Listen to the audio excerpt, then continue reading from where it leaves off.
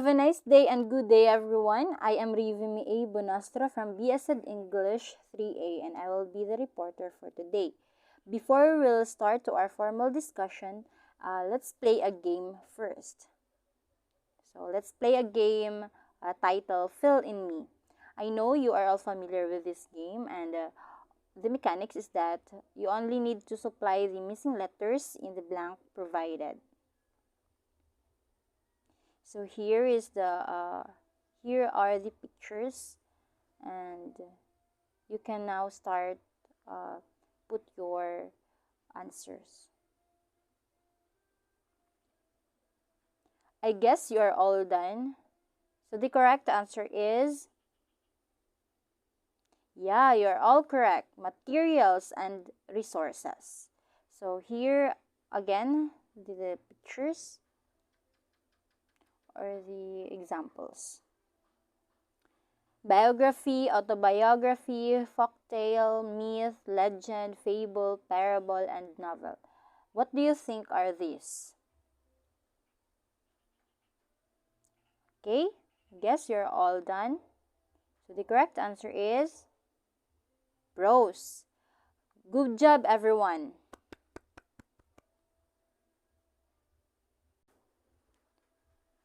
Okay, so by our game, I know that you have the idea on what will be our discussion for today, or what will be our lesson for today. So the lessons that I will be discussing to you is the materials and resources in teaching prose. We have the objectives. So at the end of the lesson, the students should be able to learn the definition of prose and benefits of having prose in teaching. Also, identify the various materials and resources in teaching prose. And lastly, to recognize the significance of having the materials and resources in teaching prose.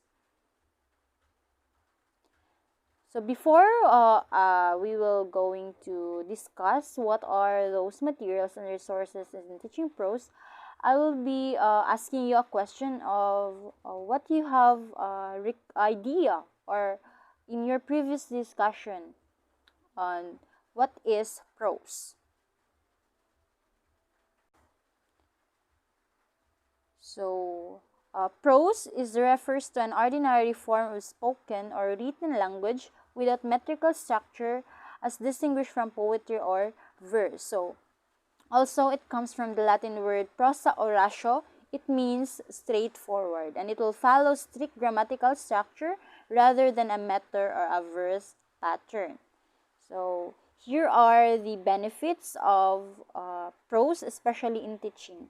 So it enables the students to understand the passage, to read fluently, to enrich their vocabulary, and enjoy reading and writing. So in teaching prose, it gives students to enlighten, to aware, to understand the passage thoroughly, and also to give them idea on some vocabulary words, and for them to enjoy reading and also writing. And also it can enhance their reading skills. Also, it provides us with more than the immediate interest of narrative, of something happening, and more than the pleasures of imagination. So, teaching prose is something narrative that happens in real event, and rather than imagination, just like poetry, you only need to imagine what is the meaning of that certain text. So, unlike prose, it happens on the real or in a narrative form. It also enlarges our understanding of ourselves and deepen our appreciation of life. Since you have the idea on what is prose and its benefits, so let us go to our main lesson. So here are the materials and resources in teaching prose. First is we have the printed materials.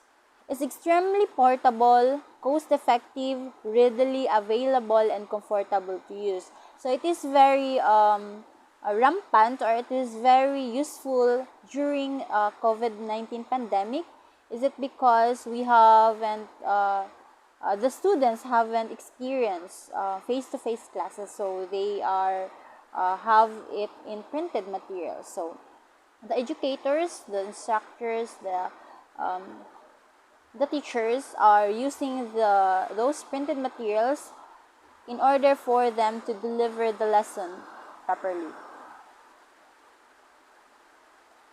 In printed materials, we have textbooks, just like books and others. And also, we have the modules, and it is the useful one during the pandemic. We also have the handouts. Okay, so next, materials is the lesson plan. This is where the teachers put what will be the flow of their lesson. So, are you familiar with this? Diba? Mostly, the teachers or the educators use lesson plans in order for them to be guided on what will be the lessons that they will be going to teach in their classes. So, it is also an example of a teaching prose. We also have the curriculum guide. This structures documents that delineate the philosophy, goals, objectives, learning experience, and assessments that comprise a specific educational program. So from the word itself, it is a guide on which, on what curriculum or on what lessons that they will be going. Example for this is the syllabus. Next is the PowerPoint presentation.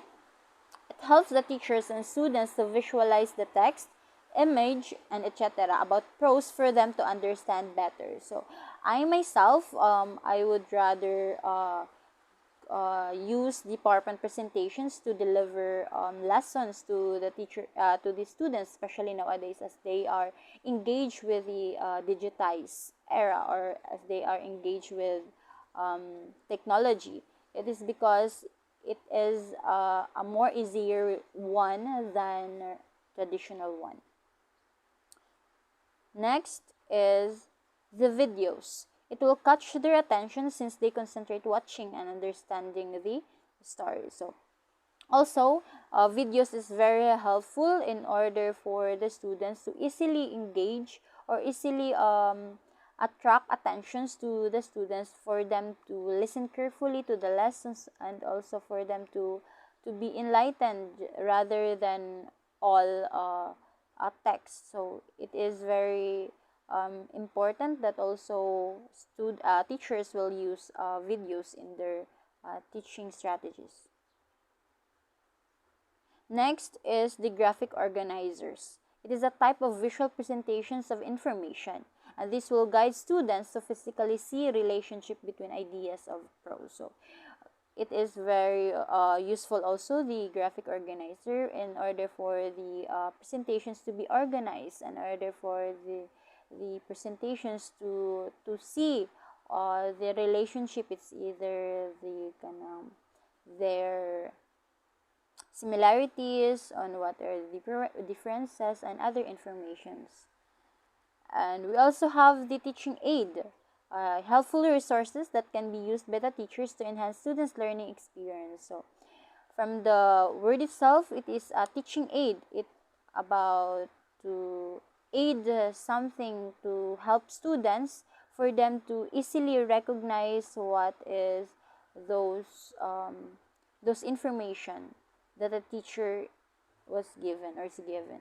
So if example in this is in the picture itself, so we have the proud, happy, shy, and other subsets. So below here are the definition and the example on if you feeling proud, so what are you expected to have in facial expression and others. So we also have the internet.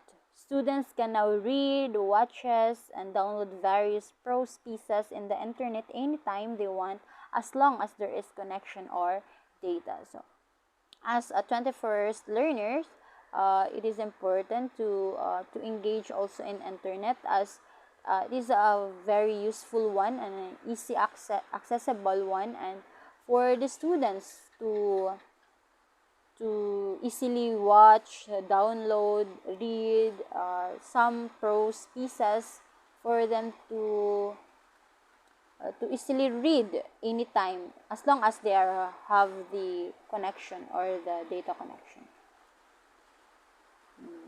In conclusion, materials and resources play a significant role not just in teaching prose, but as well as the overall teaching of all the lessons of the teachers. So here, the materials and resources in teaching prose is not only focused on the teaching of the prose, but also to the teaching in all the lessons. It's either poetry, drama, and others. It is just like, for example, those internets, those PowerPoint presentations. It is also useful for teaching poetry. So it is not only teaching prose. And also it encourages active learning, the development of different skills, and the adoption of desirable values and attitudes of the students. It is a way to enlighten, to encourage, and to motivate the students to, especially in their development skills, because they are all in different skills. They are different learning capabilities. So it is important to have these teaching strategies in order to adopt the desirable values and attitudes of students, especially in the classroom setting. I guess that would be all. Thank you for listening, and God bless.